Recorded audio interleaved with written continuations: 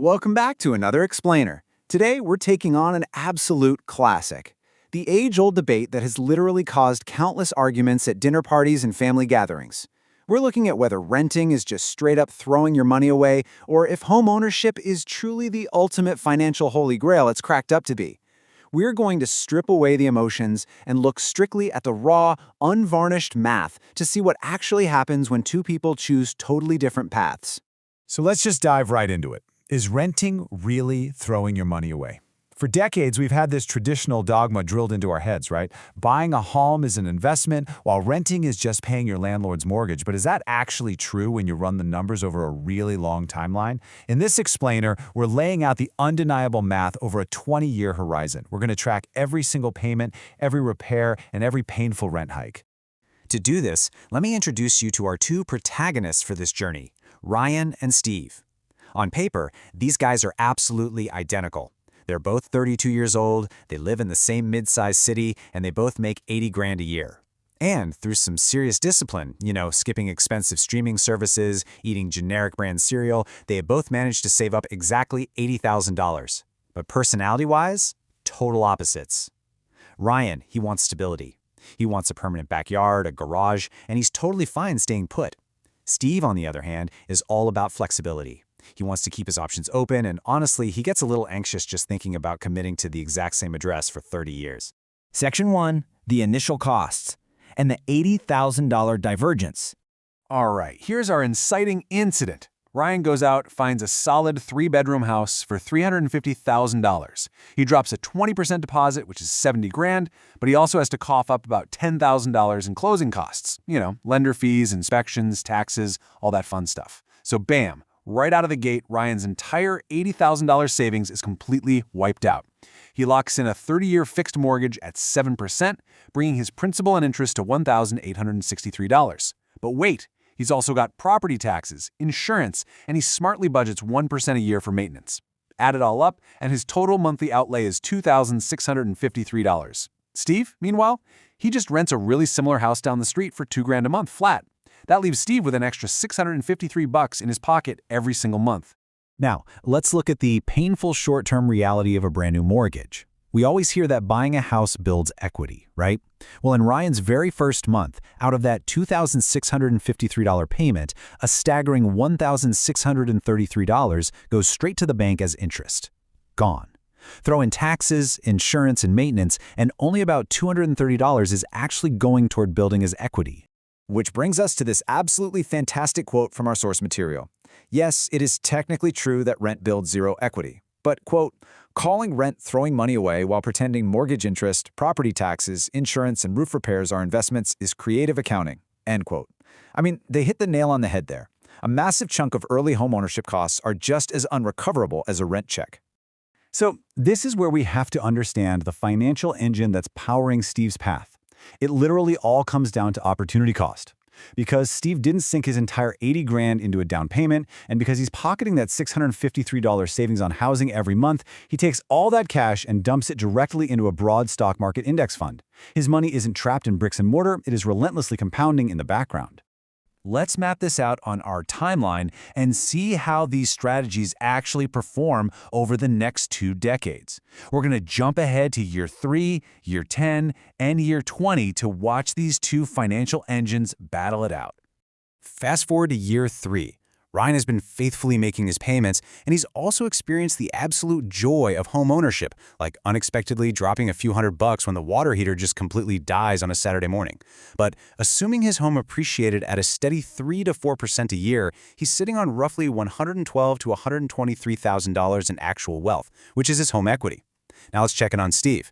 Assuming an average 10% annual return on his index funds, Steve's initial 80 grand plus those steady monthly investments has grown to right around $130,000. 3 years in, and their net worth is actually surprisingly close. But as time goes on, the math really starts to shift. And it's because of this number right here, 3%.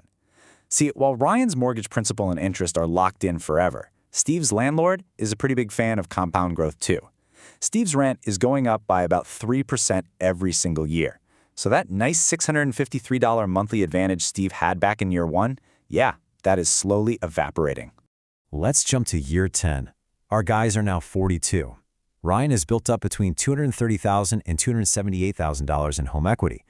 Steve has stayed super aggressive with his investing, and his liquid portfolio is sitting pretty at around $290,000.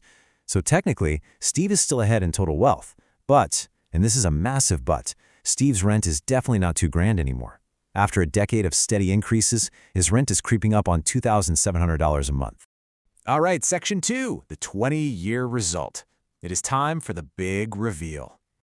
Here we are, the absolute climax of our 20-year experiment. Ryan's home has appreciated beautifully, leaving him with an average of about $539,000 in home equity. Fantastic, right? But check out Steve. His disciplined, unbroken streak of stock market investing has compounded his portfolio to roughly $750,000. Crazy, right? On pure net worth alone, the renter actually won. Steve came out ahead. And honestly, this brilliantly illustrates that wealth isn't just a number on a spreadsheet. It behaves totally differently depending on exactly how it's stored. Ryan's wealth is highly illiquid. Like the source material jokingly points out, Ryan can't exactly just sell 8% of his kitchen to get some quick cash for a vacation. The upside? He only has 10 years left before he owns that house free and clear. Steve's wealth, on the flip side, is incredibly liquid. He can sell off his stocks with the click of a button. But his ultimate punishment? An eternal rent burden.